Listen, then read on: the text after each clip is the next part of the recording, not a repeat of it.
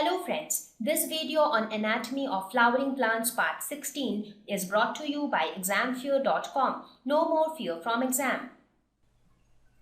So with this we end our discussion on monocot root and now we will talk about dicot root.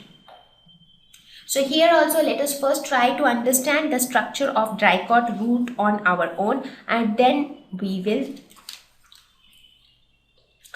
look at an appropriate diagram.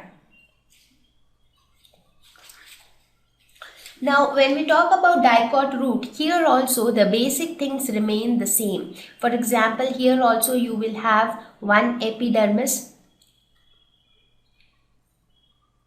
the way it was in case of a monocot root.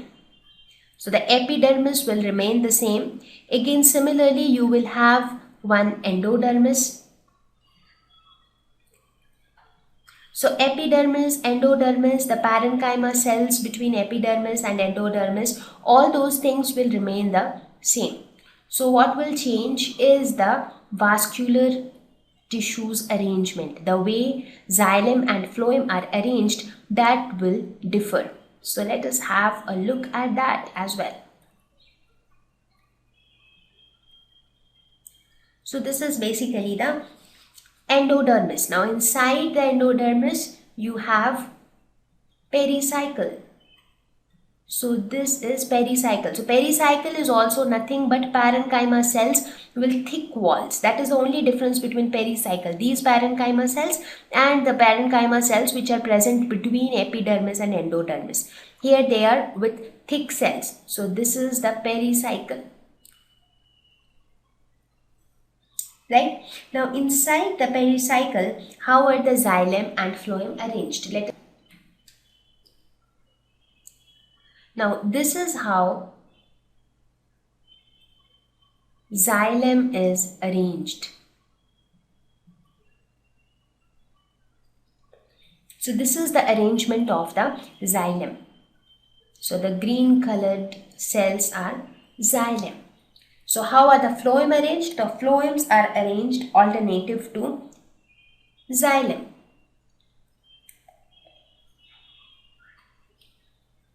So where are the phloems? So the phloems are arranged here. So these cells form phloem.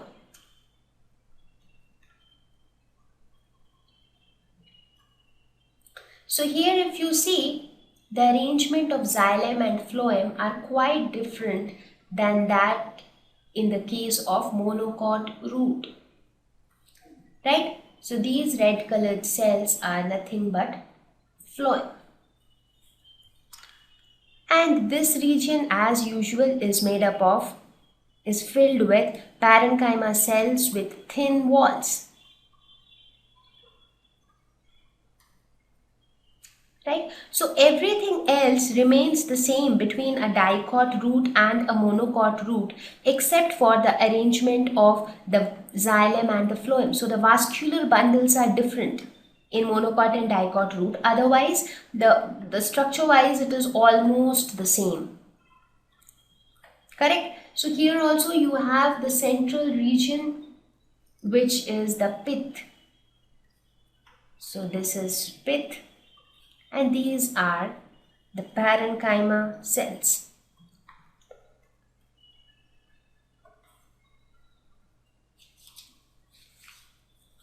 Correct? So here if you see, the main difference between the dicot root and the monocot root is in the pith, xylem and phloem. So here the arrangement of xylem and phloem is different and here the pith is also smaller when compared to the monocot root. So pith is quite small here, but there in the monocot root it was quite big. So now let us have a quick review on the dicot root. This is how a dicot root looks like. So here also you can see the arrangement of xylem, phloem. So here also you have the epidermis, you have cortex which is made up of the parenchyma cells and the endodermis. Here also you have the Casparian strips, pericycle. So here the pericycle is few layers of thick walled parenchyma cells Secondary growth initiates in these cells. So that is something very, very important in dicot root. So here we can see secondary growth as well. That means a meristematic layer of tissue later develops in these pericycle cells. So pericycle was nothing but parenchyma cells, right? So here you can see this is your pericycle. So here in this pericycle, later a meristematic layer will develop which will give rise to secondary xylem and secondary phloem. So that is why we say secondary growth is present in dicot roots. Pith is smaller when compared to monocot root. So here you can see the pith is quite small when compared to monocot. Talking about the vascular cylinder, again here also the vascular cylinder is xylem plus phloem plus the pith and the pericycle. So that is the vascular cylinder which is present here. Conjunctive tissues. So here some parenchymatic tissues are also present between xylem and phloem. So here if suppose this is xylem and these are the phloem, in between them there are some parenchymatous tissue present which are known as conjunctive tissues. So these conjunctive tissues were not present in case of the monocot root. So these are some of the noticeable differences between monocot root and dicot root. Now please remember, please have an idea about the diagram of these, because if you are asked to explain the structure of monocot and dicot root, it becomes mandatory to draw the diagram for each of them. So let us have a quick discussion on monocot root versus dicot root. So in monocot root, the pith is well developed and large, so that central region is quite large, whereas in dicot root it is smaller. In monocot root, more xylem bundles are present, whereas in dicot root fewer xylem bundles, because in dicot root the xylem bundles were located in this fashion. They were arranged in this fashion. So only few xylem bundles were present. But in case of monocot root, the xylem bundles were present in this fashion.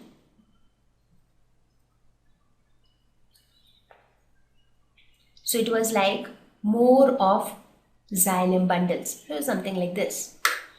In monocot root, so no secondary growth occurs because there is no meristematic tissue which can give rise to secondary xylem and phloem.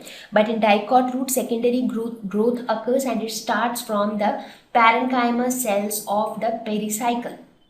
Conjunctive tissues are mostly scalenchymatous, and in dicot root, the conjunctive tissues are mostly parenchymatous. In order to fill the gaps between the xylem and the phloem, there are some tissues present between them. So those tissues are generally sclerenchymatous, that is primarily for support, and they are dead in case of monocot root, that is they are sclerenchymatous. Whereas in dicot root, they are living and they are parenchymatous in nature. So these are some of the differences between monocot root and dicot root. Now with this discussion on the anatomy of root, I think we can go ahead with the... Thank you. Please visit www.examfear.com to watch more videos, attempt free online test, get free study material, find tutors and mentors. Thank you once again.